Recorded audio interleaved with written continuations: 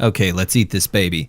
After something of a technical fiasco, it's time to start the Bronze Metalist podcast. On this episode, we're going to be talking about 2 albums from American grindcore band Pig Destroyer.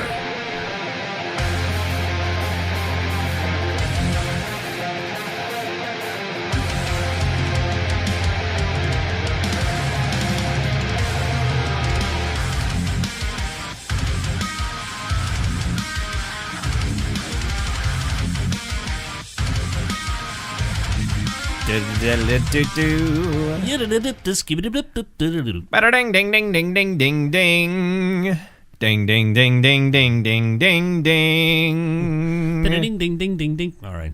This is our new habit of starting the episode with music that does not match the intro music. Hi everyone. You're listening to the Bronze Metalist podcast. I'm Kayle. I'm OJ. And today we're going to be talking about 2 albums, absolutely unprecedented. Yeah. In any podcast. Ever to have ever happened. We're going to be talking about 2 podcasts. 2 albums. We're going to be talking about WTF with Mark Maron and You Made It Weird with Pete Holmes. Yeah, exactly. No. Those are the 2 podcasts. No. We're going to be talking about 2 albums today, and I'm excited. 2 grindcore albums. This is the second and third grindcore albums we talked about on the show previously. Jaron and I did Gridlink. The band was Gridlink. The album was Longina. I don't know. Longina. That might have been it. So yeah, we're talking about Prowler In the Yard, which is their album from 2001, and we are also talking about Head Cage, which is their album from 2018. So it's going to be a good time later on in this episode. Man, I got lots of energy today. Why are you so energetic? I'm energetic because I had a pretty good day. I got a whole last couple of days, got a whole bunch of new shit. I spent a lot of money last week to get a whole bunch of new shit today, and it's all working. And it's cool. First new thing that I got my vinyl record player. My Audio Technica LP 1204, 1204. I think that's the designation. Anyway, it plays records, and it came with speakers. And now I have something to listen to my 3 records that I have. Plays them plastic CDs. It plays them big old plastic pancakes. Did you know if you put a tortilla on a record player, it plays mariachi music? I know that's not true. No, it's true. Okay. Let's go out there and put a tortilla on your brand new record player. Yeah, maybe not. Give that a spin real quick. Maybe not. I got that, so I spent the whole night before we started this listening to the records. One of them was new to me. I had not listened to Goat Whore's Vengeful Ascension before. Wow. Yeah. I hadn't listened to Goat Whore before, and I have to say I really dug it. I like the whole blackened death metal thing they got going on. I really dig it. Really dig the imagery. Lots of satanic, occult stuff. I like it. That record also came with a poster, which I'm not sure I mentioned last week. It came with a poster, which I need to get a frame for. You need to get some more decorations in here. I really need to. Speaking of vinyl, just yesterday I ordered the vinyl for the new Silent Planet album that's coming out on November 2nd. Nice. I ordered that, so I'm going to have a vinyl of that, and Silent Planet's probably my favorite metal band, so I figured it was worth it to send some money their way. I actually spent a lot more than I needed to because I also got a new shirt and a sweatshirt. What else came bundled in that? You got some merch. Yeah, I got some merch. Yeah. There was also a wall flag that came with that. Nice. I think it's a wall flag anyway. Maybe it was just a regular poster, but something to be hung on a wall. I definitely need more decoration throughout my apartment to really make it feel... Yeah, I'm excited about that working, but if we sound maybe a little bit different this week, it's because we have brand new audio equipment. We're now using Audio Technica AT2020s, they're certainly not the most expensive offering from Audio Technica. That would be the I can't recall at the moment, but they have it's like a $420 dollar model. Mm-hmm. That's the big long ones that record from the front. Oh, sure. It's the one that you see Alex Jones using. Right. Those are probably their most expensive standard offering anyway. I know a lot of radio stations use those these days alongside SM7s. They're kind of neck and neck for market share, I think. I'm just kind of weirded out by the fact that Alex Jones was your go-to. Well, because that's the one that, that's everybody's seen a picture of Alex Jones, and he's got the microphone on his desk. It is the $430 model. Yeah, it's right there. It's in every picture of him doing his stupid bullshit, or every video of him on one of his rants. So yeah, that's what I went with because it's recognizable. Lots of other people use them, podcasters and whatnot. I know. But nobody you could picture visually. No one you have a visual for. That vividly. That's the point, yeah. That's why I chose Alex Jones. I don't like him. I think he's a stupid idiot and is harmful to the world. Just to cover my bases. I felt like I had to make sure. All right. So moving forward. Yeah, we got the new microphones. We're recording through a mixer board that I've had for a while. It's the one that Jaron and I used to use back before my MacBook took a giant shit all over me. You know, it got its techno shit all over me, and since then I just haven't been able to bring myself to use it. Also, it's broken. On another note, it doesn't work anymore. On another note, it's broken. So yeah, that has been remedied by using my work laptop. Yeah, that's what we have right here. And well, that was where the technical fiasco came into play. Yeah, because so it took us forever to figure out how to get it to recognize the USB input that it is plugged into as having microphones connected to it. Audition didn't work, so I just downloaded Audacity really quick, just as a. You've got your head up against the pop filter. What am I doing? Your entire face is just hidden behind this pop filter. I am the Phantom. La Fantoma. I am La Fantomas. La Fantoma. Oh. I went from Mexican to French. Oh, the other record that I listened to is my Deaf Heaven record. I mean, I also listened to Jane Doe. Each of them had subtly different technical things that I wasn't anticipating. The Goat Whore one worked perfectly. The Deaf Heaven one, the hole in the middle for the spindle, the peg, the thing, right? The dealio in the middle. The dealio in the middle. The dongle. The hole in the Deaf Heaven record is too small. The hole was too tight. The stick don't fit in that tight hole. So yeah, that was too tight. I had to kind of snug them down, and hopefully it'll loosen that hole up. Sure, bang it around a little. Yeah, I had to bang it around a little bit. Hole should hopefully loosen up a little bit and make playtime a little bit easier. Okay, that's good. Yeah, make for some easier insertion of that record into the record player. Exactly. You want to be able to stick that record in any time you want. Yeah, and just have it be ready to go. Yeah, all 10 inches there. Yeah. That's stupid. That was stupid. And then Jane Doe was interesting because it's a giant 45 RPM. Right. Most LPs, most vinyl LPs are 33. What is it? 33 and a third. Yep. Most vinyl LPs are 33 and a third RPM. The Jane Doe records that I have are giant 45s, and 45s are usually very small, like singles or doubles, or if it's a grindcore album, maybe an EP. Can fit a whole grindcore EP on a 45. You just have to flip it over once and you're good. Yep. So yeah, I wasn't expecting that. I had it on 33 and a third, and I start hearing. First of all, it wasn't the first one because they ordered it instead of disc 1 side A side B, disc 2 side A side B. It's JANE, which is clever. Side J, side A. And Deaf Heaven did a similar thing where there's 4 discs in there, and it's the name of the album, which is Ordinary Corrupt Human Love, for the different sides, and it goes in order. But I didn't think of that. So anyway, I hear the opening of one of the songs from the middle of the record slowed way down. And I was like, this is bizarre. And I tried adjusting the pitch. I thought maybe I was just, going crazy and something was wrong with the pitch. There's nothing wrong with the pitch. No. It's just the wrong RPM. Figured that out, learned some things, and now I feel like I'm bettered as a person. You feel like you're a better person now? Yeah, honestly. I honestly think that I am a better person. Anyway, you're going to Vegas tomorrow. Yeah. Tomorrow. I mean, this is Wednesday, so if you're listening it is Wednesday, my dudes. Yeah. I'll be sitting at our local airport here this time tomorrow, getting ready to get on the plane. So you're not leaving until the evening. Not leaving until the evening. Yeah, so I'm going to be at work all day tomorrow. Okay, I thought you were going to be gone right away tomorrow morning. No. I'll be there all day tomorrow, and I'll go home and I'll finish packing. No. It's been another shitty day at work as you're going to be there. Oh, God. That's not true. So yeah, you're leaving tomorrow evening. Leaving tomorrow evening and coming back on Tuesday. And you're staying at the Luxor, right? We are staying at the Luxor, and we're gonna go see the Beatles Love. And see some Cirque du Soleil. Cool. We're down there, yeah. Last time I was in Vegas, the only time I've been in Vegas as an adult, but also not an adult that could drink or gamble legally. I went through Vegas very briefly once when I was a small child. Yeah. Because we left from the airport because we were on a road trip around the Southwest for a little while to go to California and theme parks and visit my grandparents in Arizona. And I actually lived there as a child. You lived in Las Vegas. Oh, okay.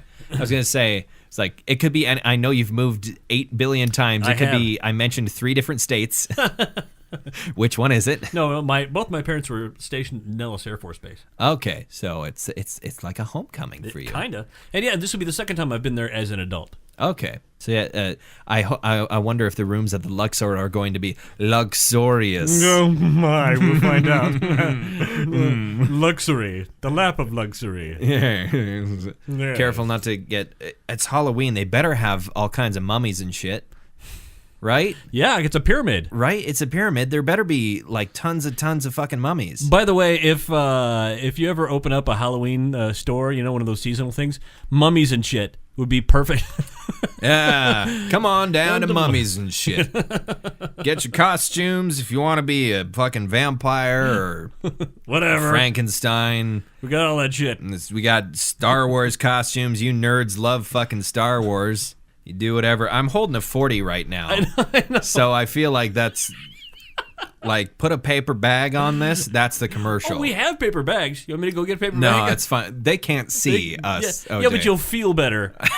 You'll feel really more get in character. Really get into character for this ad that we're doing. Come on down to mummies and shit. We got costume. We just plastic jack-o'-lanterns. It's wonderful. Yeah, See, one thing I would love to do if we ever get sponsors on this program is to produce commercials for sponsors on the podcast. Man, they don't know what they got coming because that's what we do. Yeah, that's our shtick. 50% of our job. Yeah.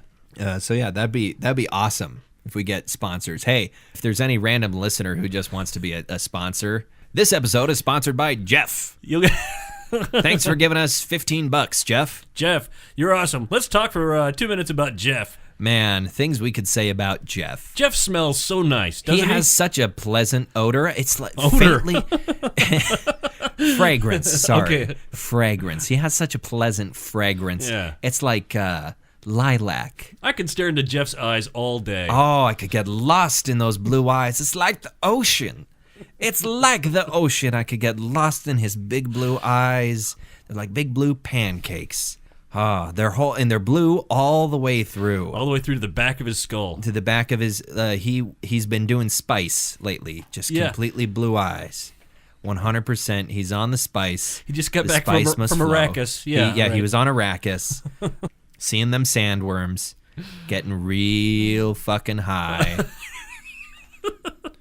I think but that's okay because spice is legal on Arrakis. I think at that point, Jeff has already got well more than his money's worth. Yeah, Jeff, fuck you, Jeff. The ad's over. Go fuck yourself, Jeff.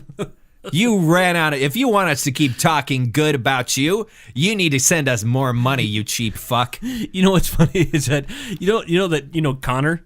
Yeah. At sometimes late at night, he'll say, the classic rock, your favorite classic rock station on the dial right now. Everybody loves us except for you, Tim.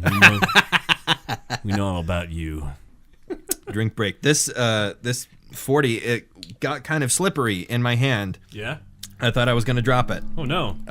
Because it's condensation. Yeah, condensation. I have small hands, and it is a 40. I got Trump hands. There's something about having monitored headphones in that I feel like is also helping my energy a lot because I can actively hear what I sound like, and I think that's helping me out a lot tonight. You know, when I was in bands, I always thought how wonderful this is when we get to a place where we had monitors. Yeah. We were never, had the kind of money or played the kind of venues that had, well, you can in your monitor system, yeah. or a speaker that shouts back at you. It was like, well, I kind of heard that drum fill in the back of my head, so we must be at that part of the song. Good, because I'm there too. All right, cool. And then if you get spoiled and you end up playing venues that always have monitors, then you become that guy that's like, yeah, I need more monitor. Hey, there's too much bass in this one right here. Can you turn down the bass? Can you give me more monitor? I really could use more monitor. Yeah, could put more guitar on the monitor, please, so you can hear it. Because I can't hear it well. I don't need to hear the bass. I don't need to hear the bass. I need to hear the bass. Segue. Speaking of not needing to hear the bass. Yeah. I think it's time for us to talk about Pig Destroyer. Pig Destroyer. Pig Destroyer. That doesn't have a bass. Or at least they didn't on the first album. Right. The first offering that we have selected, the first course of this grindcore meal, which consists entirely of ground up cheerleaders and delicious ground up cheerleaders with a side of feces. Is it now that the feces come from the cheerleaders, or is it okay? Yeah, it's all locally sourced cheerleader meat. That's good. You don't trust those cheerleader farms. Yeah, they're farm inhumane. Factories. Yeah, they're inhumane. So, the first one that we listened to from Big Destroyer is Prowler in the Yard. It's from 2000. Came out in 2001. It was their second studio album. Pig Destroyer was founded in 1997 by guitarist Scott Hull. The other only constant member of the band has been vocalist J.R. Hayes.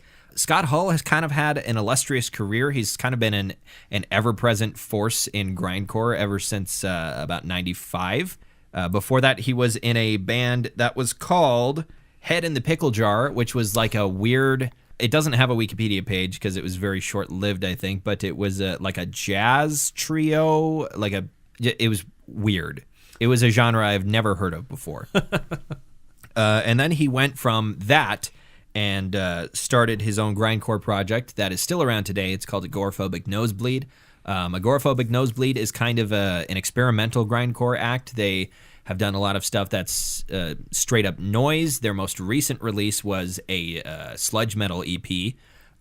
They've done a lot of their earlier albums are sort of the epitome of microsong grindcore, where there was not a song on any of those, first four albums that was longer than 30 seconds. It was all microsong stuff.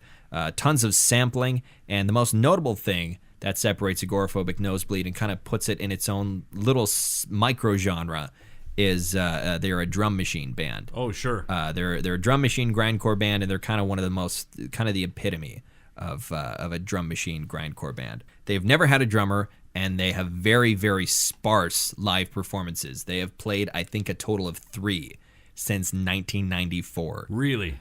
Currently, they have 3 vocalists.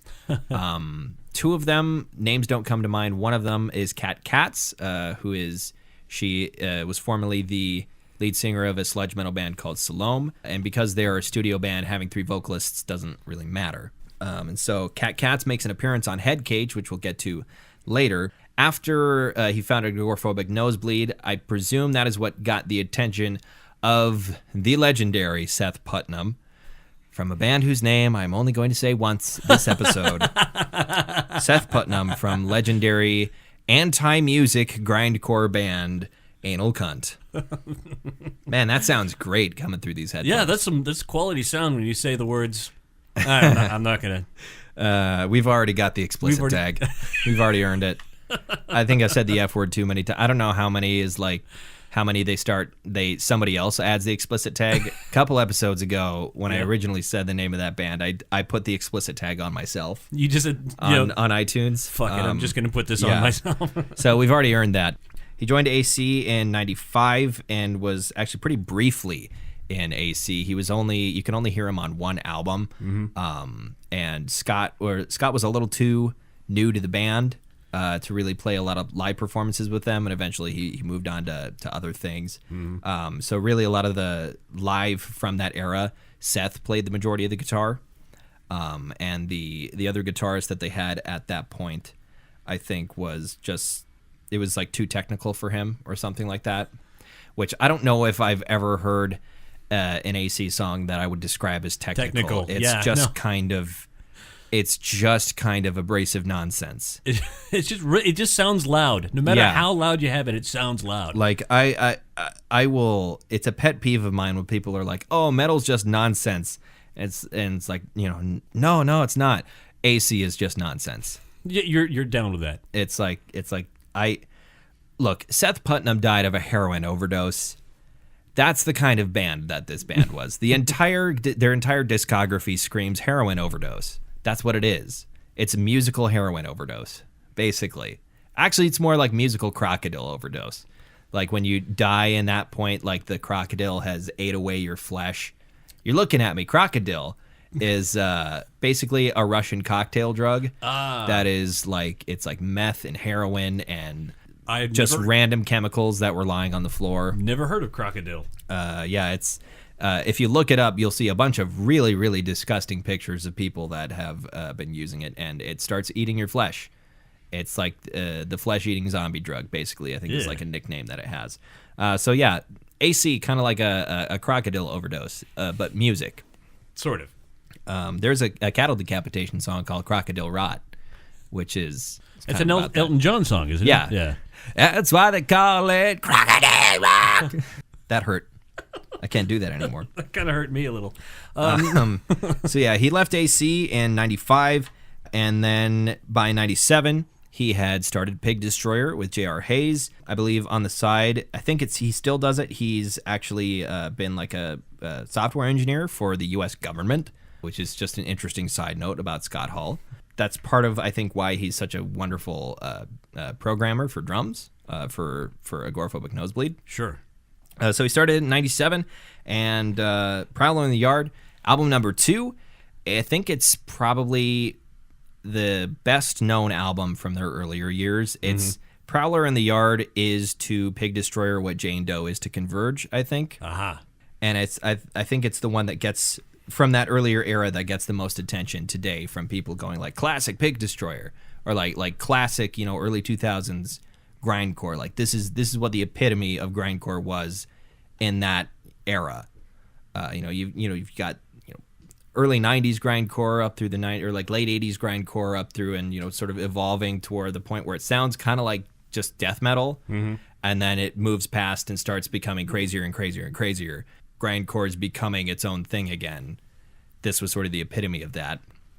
And this is it's a nasty album, isn't it? Yeah, it is. It's great to listen to. Oh, it's fantastic. And there are more disgusting albums out there. There are more disgusting grindcore albums out there. But like, it's the opening monologue.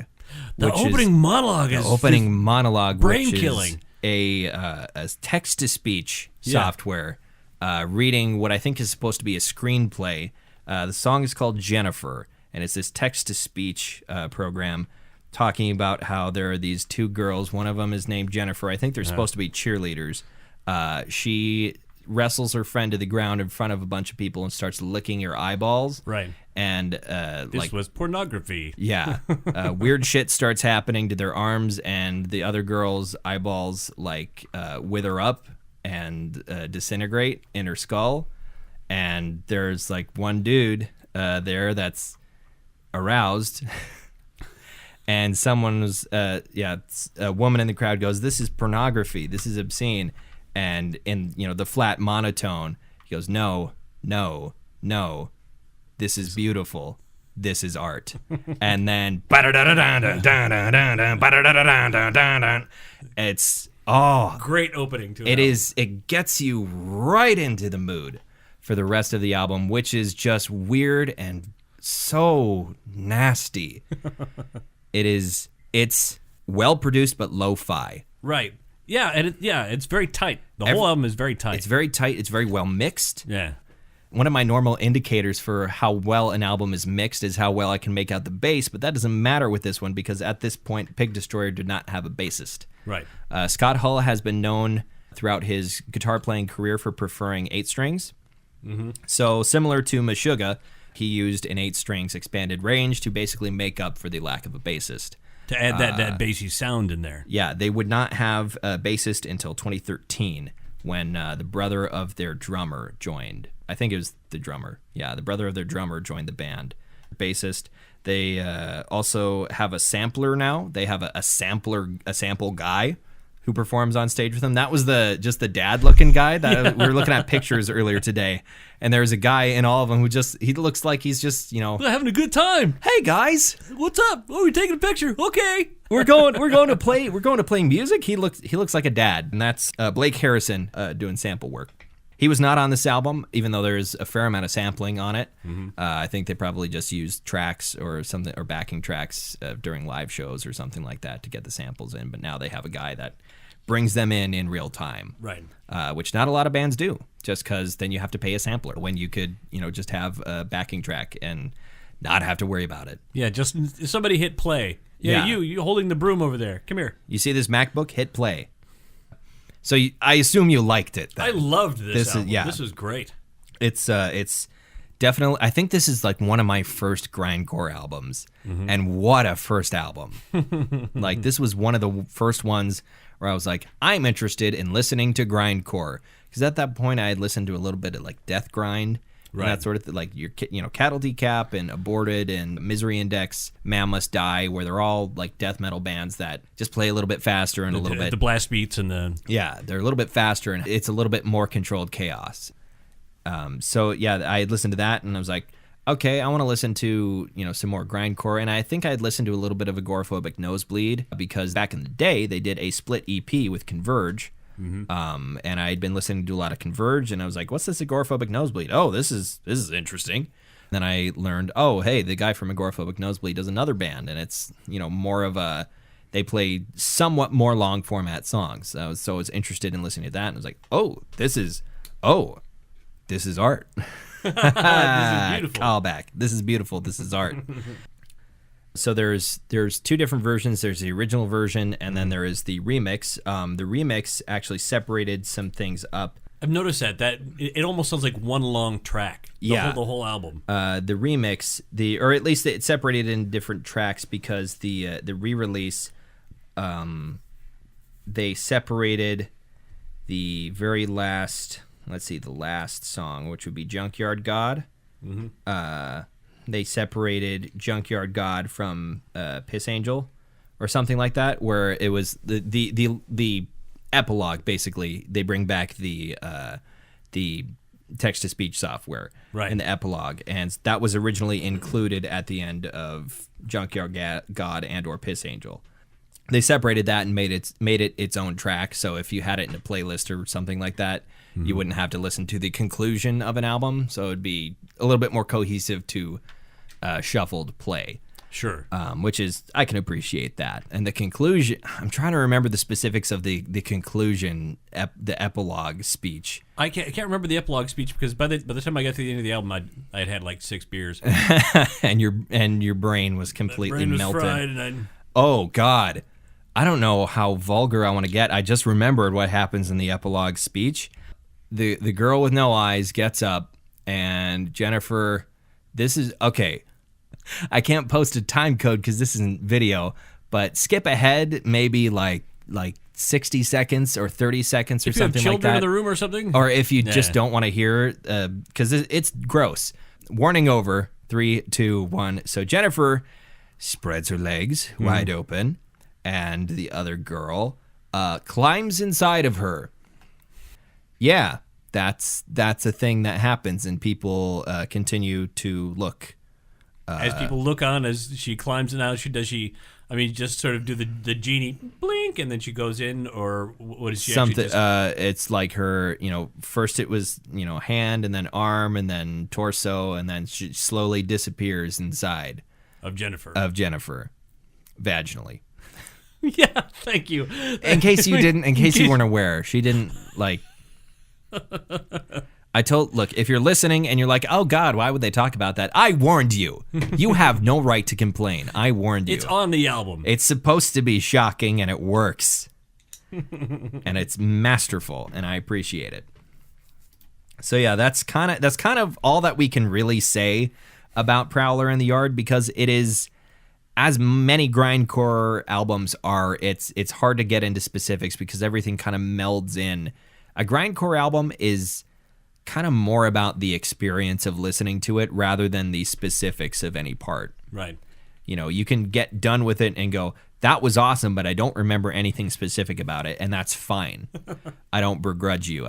There are definitely people out there that are, you know, can say, oh, this riff in this part of the song or something like that. It's like, I can't remember that. I remember the opening riff to Cheerleader Corpses, and that's about it. You know, and I didn't pick up on a whole lot of lyrics. Yeah, it's J.R. Hayes' vocals are fairly indecipherable at this point. The most of them are kind of more like hardcore shouts rather than like screams. And then he also has death growls every once in a while that come in to very good effect. Far as I know, I know I've looked at the lyrics before, but it's mostly just very gory, gross, bizarre stuff. Awesome. You know, there's no like hidden story or anything like that, as far as I know. So yeah, that's Prowler in the Yard. If you're down for a weird, crazy, awesome, just bizarre time, check it out. Check it out. Check it out. So the other one we listened to was one from last month, I think, which is Head Cage. Yeah. The long-awaited album from Pig Destroyer. I think they did back in 2016, I think, maybe it was a little bit earlier, they did a EP. It was a like a doom metal EP that they had released in honor of one of their friends that had passed away. And so the sales of this EP went towards some fund for that man's family or for a charity. I can't recall the specifics at the moment, but it was for a specific cause that they released this EP and recorded it. And so people have been waiting for a long time. I think their last full-length album was in 2012. Wow. And they've been touring and that sort of thing, but it had been a long time since they had released any new material. They had re-released some old albums, some compilation albums, but no new material. And so people were waiting for new Pig Destroyer. New Pig Destroyer came out, and New Pig Destroyer was pretty good. It was pretty good. It's a lot cleaner.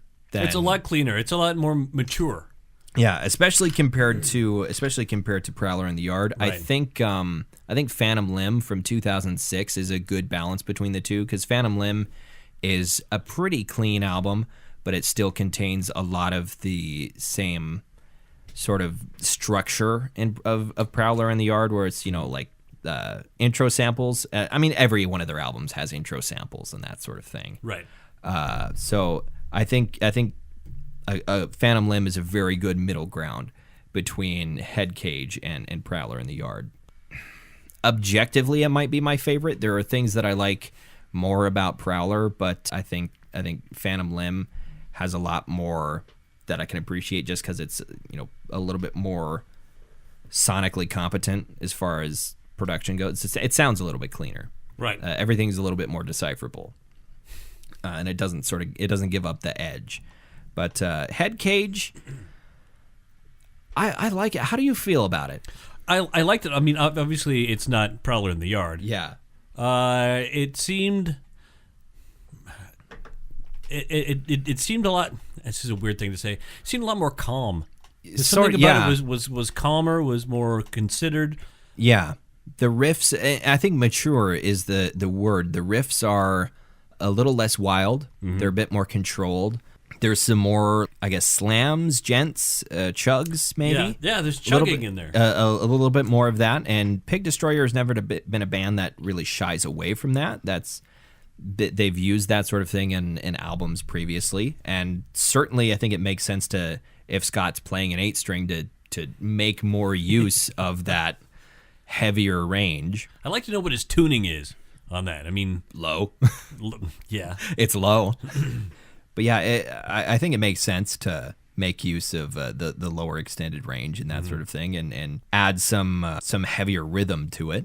And I certainly appreciate that, especially after listening to so many more records like that. Like it reminds me of Converge's newest record in a lot of ways. It's more extreme, definitely more grindcore, where Converge is metalcore. But I think stylistically and as a development and maturation of a band's style, There's only one song on the album that I don't really like, and it's sort of it's kind of an echo chamber for a lot of people when the single came out, which was Army of Cops. It feels like Army of Cops does not feel like it fits on the album. The album. It feels like a different band. Not a bad song. Yeah, it's not a bad song. It's just it doesn't feel like Pig Destroyer so much, and it's a little cliched, which is kind of never been something you can say about Pig Destroyer, but Army of Cops is kind of a little cliched, which is, the subject matter, of course, is almost like a play on the name of the band. Right. Because in Pig Destroyer, pig refers to police officer. Right. Yeah, if you didn't catch that. Yeah, it's not referring to a pork creature. Pork Creature? Should that be a band name? Pork Creature. We're Pork Creature. That should be a band name. I don't care for Army of Cops so much. I like pretty much everything else. It's just it's missing a little bit of edge. I know it got great reviews, and I don't disagree with that.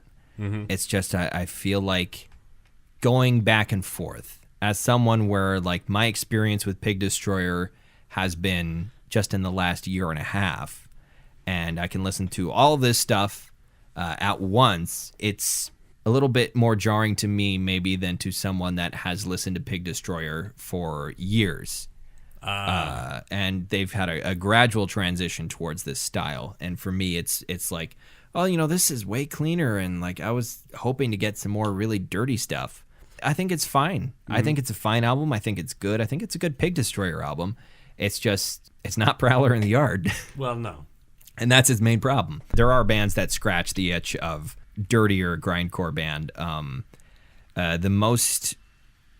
Ooh, computer's getting loud now. It's a very loud machine. I don't know if it's picking up on the microphone. If it's actually picking up on the microphones, because sometimes you can hear things through the headphones that aren't actually picking up on the mic. Right, because you're hearing them through the air. Yeah. So anyway... what would you say scratches that itch more so? Wormrot. Wormrot? Wormrot is a grindcore band from Singapore. I would say they definitely scratch that very dirty Pig Destroyer sound. Like even their newest, because they took a break for a while, and I think the break was because I believe Singapore has compulsory service, and I think the break was for all the members of the band to be in the army for a little while, and then they came back, and their newest album is very well produced, but it's still that the sound has so much dirt on it. And I appreciate that. It's very gritty, and I like that. Still very well produced, but it's a very gritty record. Full of Hell, kind of. Full of Hell? Full of Hell kind of scratches the itch. One of their albums does open with a Werner Herzog quote, which is a little bespoke, little cliche at this point for albums to open with Werner Herzog quotes. And of course, Kayle does an awesome Werner Herzog impersonate. Go for it. You see the trees here, they are in misery. The entire country is in misery. Nature is crying out. That is why he was eaten by the bear. Timothy Treadwell was a fucking idiot. He deserved to be eaten by the bear. Oh, I can't put that in the movie. It would make his relatives and friends angry. So instead, I will edit this out. And I will talk about how he was simply misguided and he had delusions about how friendly the bears were. I love Werner Herzog. My favorite quote from Grizzly Man is towards the end where it's like, he looked at this bear and he saw a friend, but when I see its eyes, I can only see the cold gaze of nature. He seems like such a negative man. He's so negative, but in the fun way. Yeah, from what I hear, he's actually kind of pleasant to be around. He's actually more jovial than he seems, but in so many of his documentaries especially, he seems like such a negative Nancy, and that's kind of why I love him. He's the stereotypical stern German man. He's perfectly fulfills that stereotype of the stern German man, and I love him for it. So yeah, Werner Herzog, Full of Hell opens up with a Werner Herzog quote, which may or may not be cliche, but yeah, whatever. But there it is. There it is. Are there any other bands? Nails. I think Nails is... I love Nails. Yeah. And the thing about Nails is that they especially You Will Never Be One of Us, reminds me very much of Headcage, or Headcage reminds me of You Will Never Be One of Us, which is their newest album. And Nails is more specifically they're more of a fusion band. They definitely have grindcore elements on certain songs, but then there are other songs that are very much more power violence and are more. See, power violence is a genre of. Yeah, power violence is basically to hardcore what grindcore is to metal. Ah, okay. Power violence is. It takes a lot of cues from grindcore essentially, but it generally does away with like metal riffs and that sort of thing, and it basically just sounds more like if somebody took a hardcore band and turned things way up and made things chuggier, more breakdowns. Okay. Is probably the best way. They have breakdowns in them. Yeah, breakdowns. There are breakdowns occasionally in Pig Destroyer stuff. Yeah, that's true. But there's a lot more I think there's a lot more breakdowns in Nails songs, which I appreciate. Nails is one of the best mosh bands out there right now, I think. Like moshing is very safe.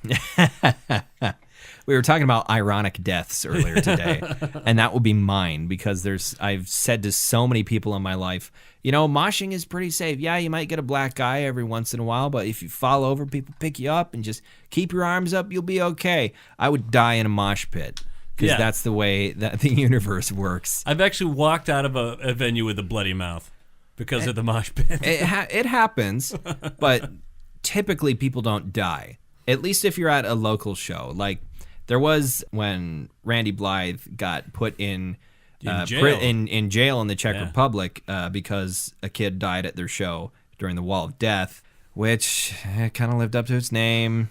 Also, Wall of Deaths at Lamb of God shows are fucking ridiculous. Have you ever seen videos of that? I have. It is insane. It is an insane just... It's like 2,000 people on either side slamming into each other at full force. I don't like. I don't. I will do a Wall of Death every one. Like it doesn't happen at a lot of shows I go to anymore. Yeah. But like Walls of Death at like Warped Tour is usually a little bit better because the stages usually only fit a couple hundred people in front of them because there's hundreds and not hundreds, but there's a dozen stages. And people are spread out throughout that. So usually there's only like 500 people in front of any one stage, depending upon the band. So usually you're not going to get trampled or hurt or anything like that. And circle pits are usually fine because everybody's running the same direction. If you see someone in front of you fall over, you can see them. You're going to avoid them or help them up. A Wall of Death is just such a huge mass of two huge masses of flesh slamming into each other. It's just two walls of humanity. Yes. Squishing. It's no surprise that sometimes people die in them. And it shouldn't have been a surprise to anyone. That's why eventually, like Warped Tour they have signs hanging from every stage that said no moshing, no crowd surfing, no thing, just to cover their asses. They know everyone's still going to do that, but they said don't do this. Therefore, they can't get sued or... Well, they can still get sued. They can still get sued, but it would be less successful because then they can say, we put up signs, everybody knows, everybody sees them, they're on every stage, there's signs everywhere that says don't do that, but they didn't listen. It's not our fault they didn't listen. That was just because, and underneath it says, you get hurt, we get sued, no more Warped Tour. Then it ended up that there was no more Warped Tour anyway, just because Kevin Lyman got tired. He got tired. He got old. And didn't want to have somebody else manage it, apparently. Happens to us all. Happens to everyone. Happens to the best of us. It's going to happen to you, too. I know it will. Shortly. Okay, thanks, Grandpa Simpson. I used to be with it, then they changed what it was, and what I was with was no longer it. It'll happen to you. I told you that happened to me in an airport, didn't I? I don't think so. It was in Denver. Was it in Denver? Yeah, it was in Denver. We were walking to our gate, and somebody paged Abraham Simpson. They said, Abraham Simpson, please come to the luggage counter. And I went, my luggage. That's fantastic. Yeah. Did you get to see, or was it just over the intercom? It was just over the intercom, and I said that, and I saw at least one dude waiting for his plane go, ah! You was made quick. one person's I made one person's day. so much brighter. I love moments like that. All right. So we talked about 2 albums today, Prowler in the Yard and Head Cage by Pig Destroyer. Amongst other things we talked about, I would recommend pretty much everything that I talked about today. You check it out. Because he just likes stuff. I like things. I also like things. We both like things, and we would like for other people to like them. Because when more people like the things we like, the things that we like get to make other things that we like. The more popular things become, the more things they can keep making. They're like replicators from Stargate. Exactly. Have you watched Stargate? I've seen the movie. Okay, watch SG-1. SG-1. Watch SG. Go home. Watch SG-1. Watch it all. Just like 10 seasons. And then talk to you tomorrow. Yeah, and then get back to me. All right. That's about it for discussion today. So it's time to talk about next week. OJ, what have you got for me next week? All right. Well, I think I brought up one of these albums in my mind. I mean, actually, I have hundreds of albums I want you to listen to. Many of which you've never heard of. Narrow it down. Some of them are, the big 4 bands that yeah. you haven't actually heard, really. Narrow it down. I'm going to narrow it down to something that I mentioned offhanded earlier this week, and it made you chuckle. But I actually want you to listen to this album. Okay. Because it is fun. Now, you've heard of a genre of metal called power metal. Yes. Well, yes, I know of power metal. This is a power metal album called Kings of Metal by the Kings band of Metal. Manowar. Okay. Oh, okay. Manowar. Okay. I thought you were going to say like Dragon Force or something. I was like, get out of here with this normie shit. No, Manowar. Manowar. Kings of Metal. Okay. They really love metal. They really love themselves. Yeah. And they love Europe. They love Europe and medieval stuff. I presume dragons, magical swords. Am I on the right track here? Yeah, you're close. You're close. Okay. Give it a listen, and then we'll come back and you'll we'll discuss, and I'll see how I feel. I like medieval shit. I own 2 swords and 2 axes. Well, yeah. And a Viking costume and a shield. You have armor. I have armor, so like I have 3 Norse paganism themed necklaces. All right, I'm. They also, by the way, love motorcycles. Just so they love. Oh, now I'm trying to think. There's like a Lucasfilm, or not Lucasfilm, a LucasArts game from like the either I think like the late '90s that was all about like motorcycles. Was it Twisted Metal? No, it wasn't Twisted. Twisted Metal was a card game. There was something that reminded me of because I think there was also it was made by Tim Schafer, who also made Brutal Legend, starring Jack Black as a roadie for the world's worst metal band, and then it gets sucked into the world of metal where like everything is metal themed, and he has to fight all these bosses, and there's like I know. Sorry, I keep hitting that. There is an oracle. He's like the oracle of metal, and he looks like and is voiced by Ozzy Osbourne. Of course he is. So yeah, Kings of Metal by Manowar next week. Indeed. I'll check it out while you're gallivanting around Nevada. Oh, I'm going to have so much fun. Yes, you are. What we're doing right now is what I'm going to be doing 24 hours a day while I'm there. Drinking? Oh, yeah. You walk Drinking down the beer? street Yeah. with a beer in your hand, and then you go and you see a Open show carry, man. with a beer in your The hand. other kind of open carry. So, we're at that point in the episode where I would like to remind you that if you like this podcast, you should share it with your friends. We don't make any money off this currently, but we'd like to someday to at least pay for our subscriptions. $15, Jeff. Yeah. Give me $15, Jeff. Come on. One donation of $15 would pay for a month of putting this up on Libsyn. This actually costs money to do. Yeah, this costs money for us to put up and bring to your ears. So share us with your friends. Get us to the point where we can start monetizing or getting enough attention to attract sponsors or something like that. For me, this is a hobby. I do this for fun. Oh, absolutely. I'd keep doing this if I made no money at it whatsoever, but... Which is the case. Yeah, which is the case. But hey, it'd be nice if we did. And if you think we're deserving of that, give us a share. Tell your friends that listen to metal about it. Maybe make some suggestions if you want to say, hey, what about this Yeah, album? leave us a comment. Say, hey, you guys should check out this album. And we could do that every third week. We have pretty diverse tastes. Send it to us. Leave a comment. Tell us what you think we should listen to. We'll try to get to it at some point. Otherwise, just share us with your friends. Let us know that you think we're cool, and maybe it's a way for them to get into new metal that they haven't listened to. Not new metal, but new metal that they haven't listened to before. Yeah. Maybe you have a friend who's never listened to Pig Destroyer, and you want them to hear two goofballs talk about it for an hour. There you go. There you go. Yeah. That's what you do. So places you can find us on the internet. We're on Facebook. We're on Twitter. We're on Instagram. Obviously, we're on Libsyn and iTunes. And you can use any of those to spread the word. There you go. The gospel. Yeah. Spread the gospel. Hashtag Bronze Metalist. Hallelujah.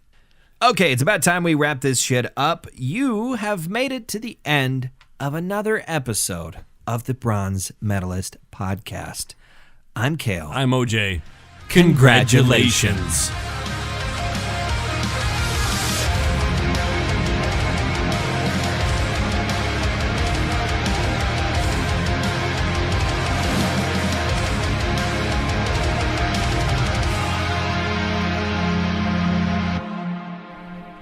Motherfucker. You son... Jeff. Congratulations, Jeff. You fucking dick. Give us money, Jeff. You asshole. Come on. Send us like a check or something. Just, What are you waiting for, Jeff? God damn it, Jeff.